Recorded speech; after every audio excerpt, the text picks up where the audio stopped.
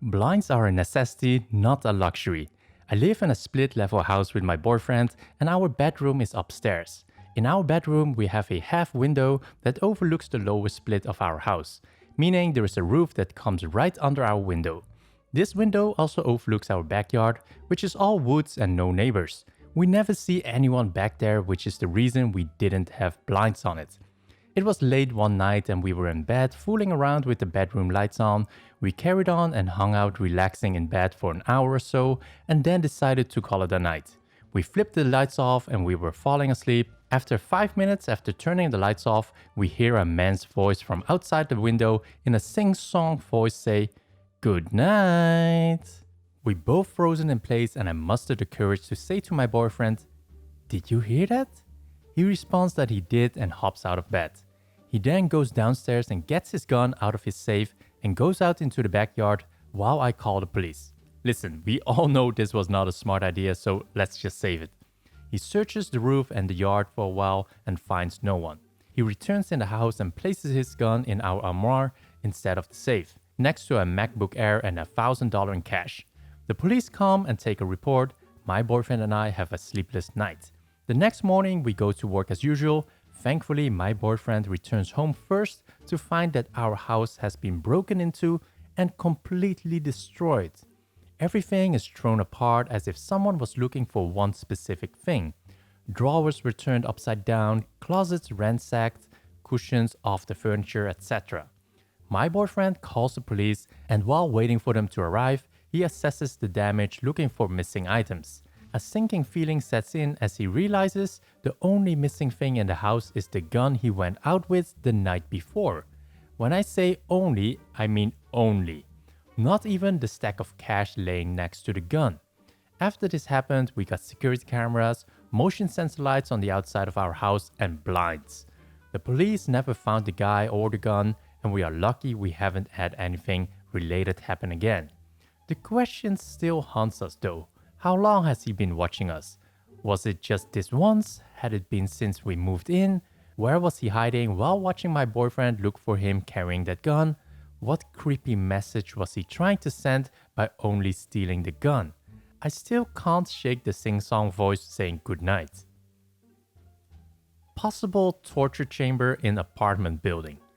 This older man has lived in a corner basement unit in my girlfriend's apartment unit for many years. I noticed when we walked down the basement hall to go do the laundry that I could always hear loud music coming from his apartment. It was loud but not loud enough you'd hear it in your own unit. He also always had sheets over his windows, even on the nicest sunny days. We would always make jokes that he played loud music 24/7 because he probably has a hostage in there. Fast forward until last week, we get back from getting groceries and notice cop cars outside the apartment. A dead body being brought out and him outside. A good friend lives in the unit across from him and could hear everything going on. What the cops are saying, so she filled us in on the info she could get. It turns out he had called about his girlfriend dying of COVID. They came to get the body and ask questions, and he had supposedly moved the body from the bedroom to the living room and kept changing the time she had died. He said this morning and also last night, but the cops said it looks like the body had been there for at least a few days. We speculate that he called when it started to smell and used COVID as an excuse so they would stay out of the apartment as much as they could. He also apparently lied about her name multiple times and they could find no ID on her. She was so severely malnourished and had bad sores on her body, so bad the cops said she probably couldn't have walked. The cop who was on the scene saw a lot of unmarked pill bottles and decided to look around when he found a 13-year-old girl hiding in the bedroom who was completely mute, malnourished, and was missing chunks of her hair. He never mentioned the little girl, even went as far to tell them no one else was in the house. Let me make it known, this is a small one-bedroom apartment. He never ever told the landlord he had 2 people living with him. My girlfriend also has never seen or heard these people. The cop also said there was no type of ID or birth certificate for the little girl and the apartment was completely riddled with black mold and no edible food anywhere. They also found several guns.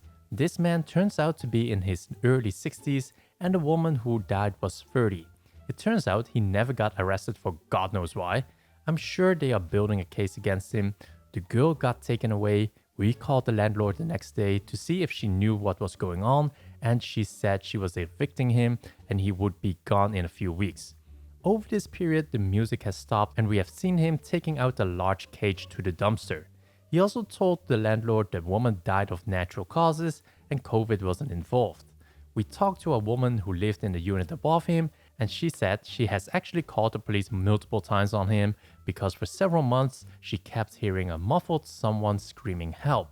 The cops clearly had done nothing, but he must have known she had said something because after she had called, he had left shit in front of her apartment door and also would scream at her and call her nasty words if he saw her around. It is all speculation as to what has happened in that apartment, but it is very clear there was some foul play.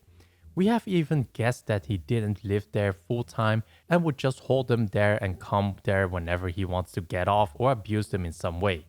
I've seen the man once in passing, but never spoke to him.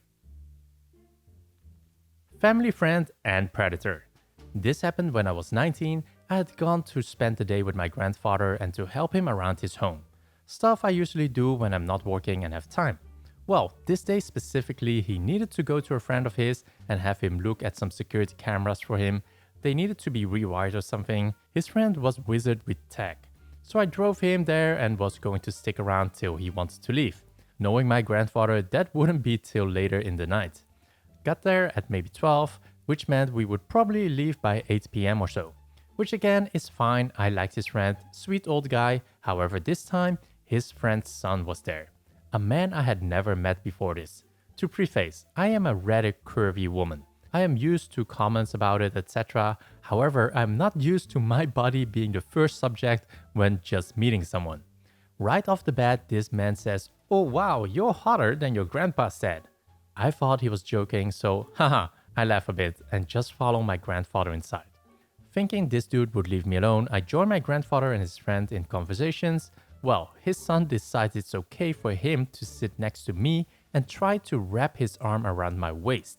So keep this in mind, I am tiny, under 5 feet, but I have zero tolerance for being touched or fucked with, without my consent. So this did not go well with me. I remove his hand from me and get up to move. Immediately he goes, "Really? You are just gonna ignore me?" He sounded like a wounded child, honestly. I ignore him for what feels like hours, but was probably 30 minutes or so, until it's decided we would go to a store down the street, 10 minutes away, so me, my grandfather, and this piece of shit jump in my car. I didn't want him to go, but his father asked me to let him come. The whole car ride, he's talking about boobs and ass, how I have a nice figure, etc. My grandfather thinks it's hilarious until he sees that I am visibly uncomfortable and angry. Now, I'm not proud of this because it was dangerous, but he called me crazy. So I showed him crazy. We get to the little entrance of the store, dirt road, no other cars, so I whip into that bitch. I yeeted us into the entrance. What I thought would shut him up made him even worse. I wasn't planning on getting out of the car, but he was going to stay behind to keep me company, so I got out and had a smoke. About 10 minutes later, my grandfather comes back with what he needed, and we head back to his friends. I asked this piece of shit to step out while I spoke to my grandfather. Told my grandfather I was dropping him off and explained how upset I was that he wasn't standing up for me when he could see how visibly upset it was making me. He said he understood and apologized. I go home. About an hour later, I get a call and assume it's my grandpa wanting to be picked up. It's like 2 or 3 p.m. at this point, so I answer, and it's my grandpa as expected. But he's telling me piece of shit is gone and that I can come back to hang. So I did. Everything was fine for like 2 hours. Piece of shit comes stumbling through the gate, drunk as hell and extra stupid. I immediately get uncomfortable and go silent. I sit there and hope he would just ignore me and take his drunk ass inside. Nope, not my luck. He kind of slouches in front of me and goes, "Oh baby, I knew you'd be back. You missed me, huh?" and grabs my face. I fucking froze. I know I must have looked like a deer in headlights because it made him go harder. He tried to fucking kiss me, and all of a sudden, he's on the ground. I guess my grandpa had enough and pushed him over. He was drunk enough, it was easy. My grandfather had me sit beside him. We were only gonna be there for an hour more, and Drunky was too out of it to do anything else.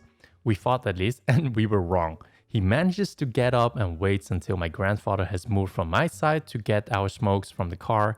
Drunky then proceeds to sit himself on my lap and starts like dancing? Moving his butt? I don't know what he was doing. Either way, I wasn't having it and finally went off. I started screaming, I mean bloody murder, and hitting him. I punched him so hard my hand hurt the next day. My grandfather comes back to hear me absolutely losing my shit and punching this piece of shit as hard as I can. He manages to drag me away and get us out of there and to the car. This dumbass throws a full can of beer at the car and is pissed he got beat up by a girl. Keep in mind, this happened over a span of like 6 hours, so I had a full day to build up and reach a breaking point. So, drunk piece of shit, please, for your safety, let's not meet again. So those were the stories for today's video. If you enjoyed this and want to watch more videos, then click here for more stories, or go check out the info cards in the right corner for more videos.